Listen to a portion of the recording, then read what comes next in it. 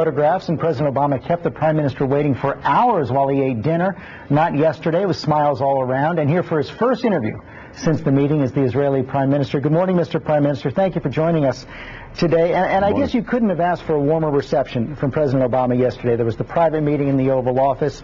Pretty effusive displays of friendship in public, both from the President and the First Lady, to your wife, Sarah. But I guess the big question this morning is what's going to come of it. One analyst said this is a false calm, suggesting that you can't or won't deliver what President Obama is calling for in the peace process. So what concrete steps are you prepared to take? I think it was a warm reception. First of all, it was very warm in Washington. It still is, but this was, even for that climate, an unusually warm reception. And my wife and I appreciated it, and the State of Israel appreciates it. We've had disagreements. It's natural between two allies. But in recent weeks and months, we've come closer and closer together on a number of important things. How to open up Gaza for civilian traffic and keep the arms blockade.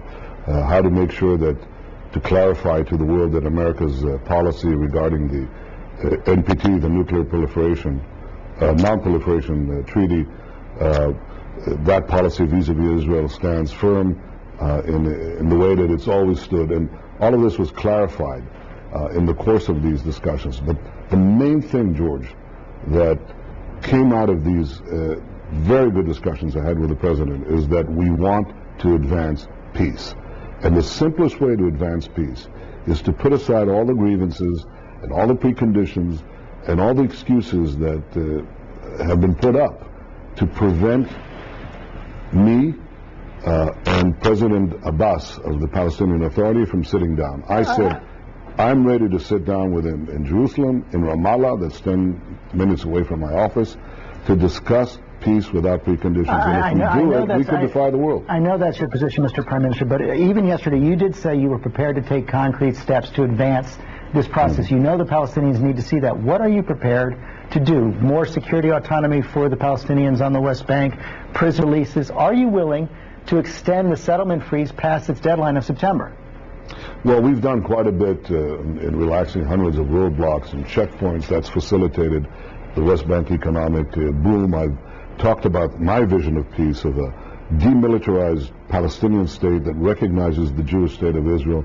We adopted a moratorium 7 months ago for the Palestinians to enter the talks. They haven't so far done that. And I think all these things, in word and deed, show that we are interested in launching this peace forward. Now, rather than pile up more preconditions, even though there are more things we're prepared to do, the important thing is that the Palestinians, well, there are things of additional easing of movements, some questions of economic projects. There are quite a few.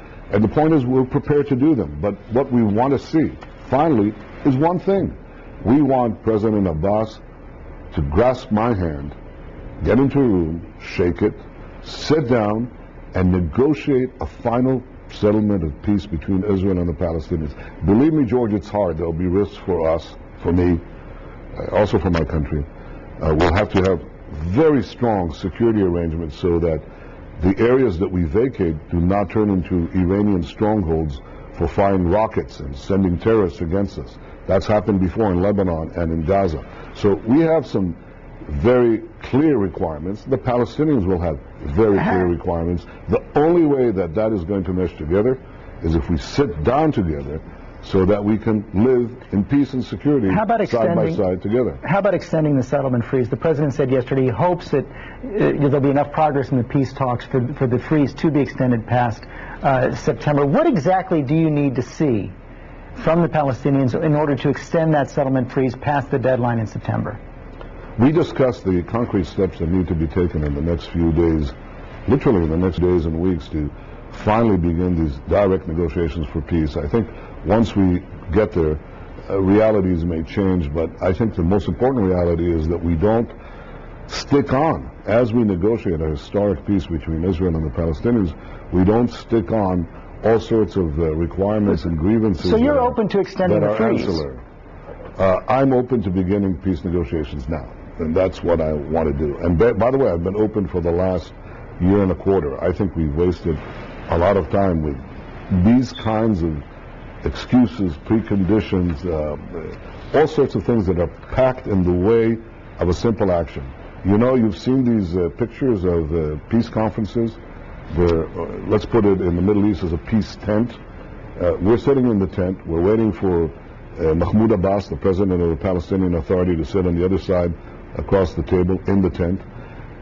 And the Palestinians said, we won't even enter the tent before the tent, or the one before that tent as well. I said, just fold the tents, get into the main arena, engage in negotiations. Let's not waste our energies on ancillary things, on minor things. Let's try to resolve the issues of security, territory, refugees, water. These are huge issues. I think, I'm confident that if I'm convinced that our security needs are met, I think I can bring the peace that the majority of the people of Israel will support. And what we'd really like to see is that the Palestinians understand that we expect them to end the conflict, that the state that they will receive will not be a platform for additional conflicts against Israel, but an end to the conflict with solid security arrangements. I'm afraid that's all we have time for, Mr. Prime Minister. I'm sorry for that, but thank you.